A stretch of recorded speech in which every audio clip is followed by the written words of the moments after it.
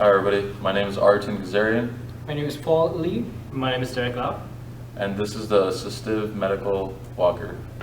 The purpose of this project was to help the elderly people, because as we get older, we lose strength and the ability to perform everyday tasks like standing up or using the bathroom or just getting out of bed.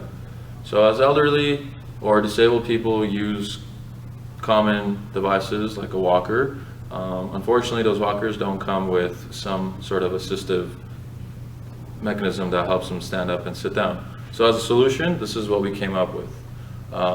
We try to make it as affordable and as easy to install by utilizing a 4-bar mechanism, a linear actuator, and a couple microcontrollers like the Arduino. After multiple brainstorming sessions, this is what we were able to come up with. Okay, so I'm gonna give you a demonstration of how the assistive walker works. So by pressing one sensor here to my left, the assembly will move forward from a starting to end position.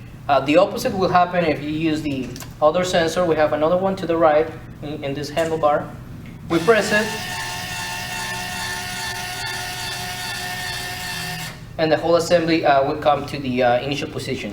As you can see here, we have limit switches that control the movement of the assembly. This will help the assembly make a stop.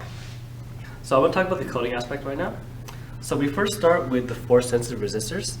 When the force-sensitive resistors gets pressed, it reads an analog value that gets read by the Arduino.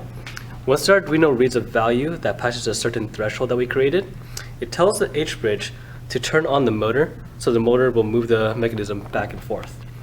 When the motor reaches its final position over here and hits the limit switch will be read by the Arduino, and the Arduino will tell the motor to stop.